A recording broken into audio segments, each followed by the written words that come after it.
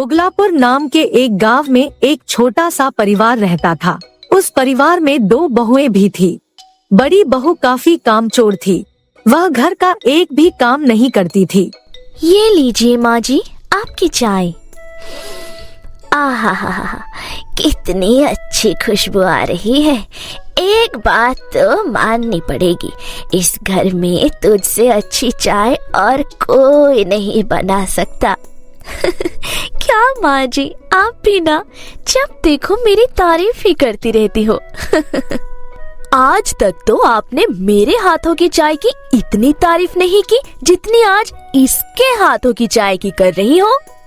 ओहो, महारानी उठ भी गई।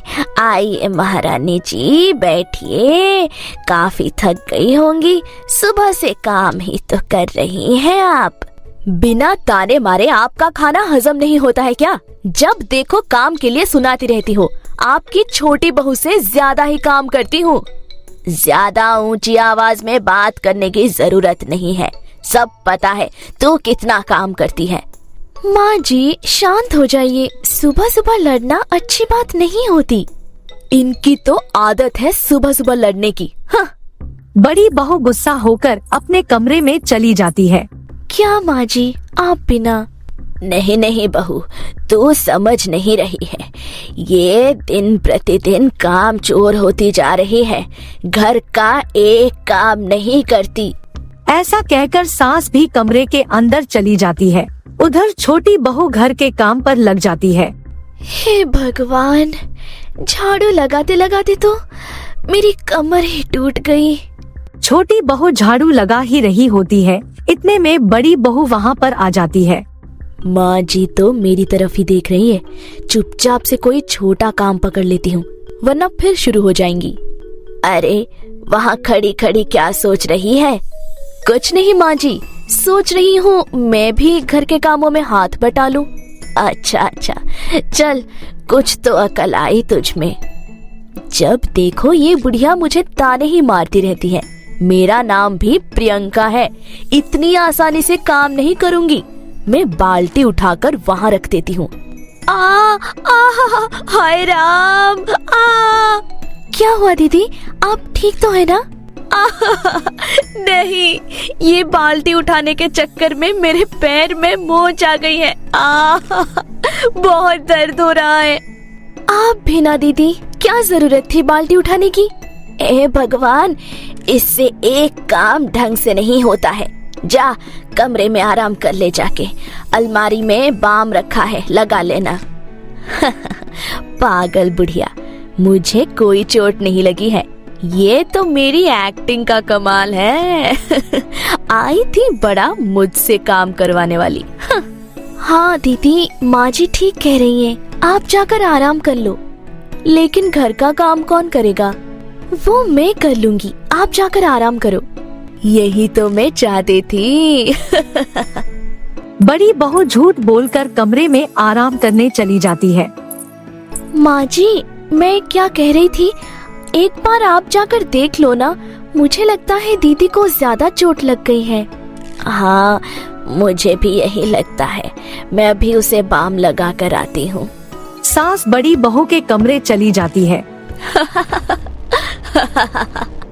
अरे, इसके कमरे से ये हंसने की आवाज क्यों आ रही है?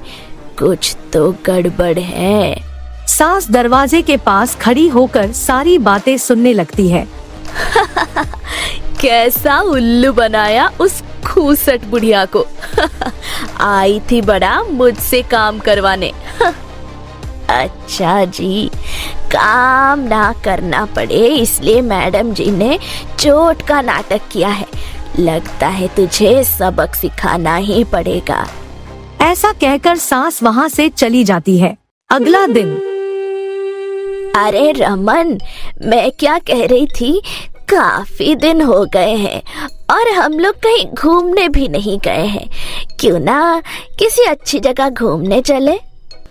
हाँ माँ, ख्याल तो अच्छा है, लेकिन क्या भैया, चलते हैं ना कहीं घूमने? हाँ, वो सब तो ठीक है, लेकिन प्रियंका के पैर में चोट लगी है। हाँ, कल वो काम करते वक्त उसके पैरों में मोच आ गई थी।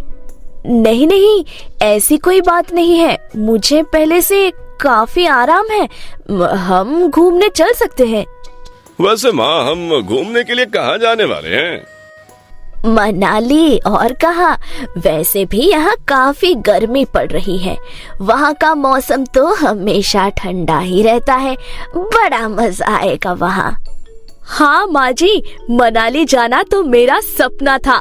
फाइनली मेरा ये सपना पूरा होने जा रहा है। नहीं नहीं, तुम्हारा ये सपना अभी अधूरा ही रहेगा, क्योंकि तुम्हारे पैर में गहरी चोट लगी है, इसलिए तुम हमारे साथ मनाली नहीं चल रही हो। क्या? वैसे माँ जी, अब मैं ठीक हूँ, ये देखो मेरे पैर भी काम कर रहे हैं। नहीं नहीं नहीं नहीं माँ जी, बिल्कुल ठीक कह रही हैं। तुम्हारी चोट और बढ़ सकती है, तुम घर की रखवाली करो। हाँ भाभी, आप घर की रखवाली करो, हम लोग मनाली घूम के आते हैं। हे भगवान, मेरे एक झूठ की वजह से मैं तो बुरी तरह फंस गई हूँ। अब इन लोगों को कैसे बताऊं कि मैंने इन लोगों से झूठ बोला था। तो तय रहा, प्रियंका घर पर आराम करेगी और हम सब लोग मनाली जाएंगे। काश मैं उस दिन झूठ ना बोलती, तो आज इन लोगों के साथ घूमने जा पाती। ये क्या कर दिया मैंने। मैं सब जानती हूँ कि तेरा पैर बिल्कुल ठीक है, ये तेरे झूठ बोलने की सजा है। आई थी बड़ी मुझसे पंगा लेने वाली। हाँ। सभी लोग बड़ी बहू को छोड़कर मनाली चले जाते हैं। बड़ी बहू को अपनी गलती पर काफी अफसोस होता है और वो अंदर ही अंदर अपने आप को कोसती है। स्टोरी अच्छी लगी हो तो स्टोरी को लाइक करके चैनल को सब्सक्राइब कर लें और साथ ही बेल आइकन को भी दबा लें, ताकि हमारी स्टोरी सबसे पहले आप तक पहुंच सके।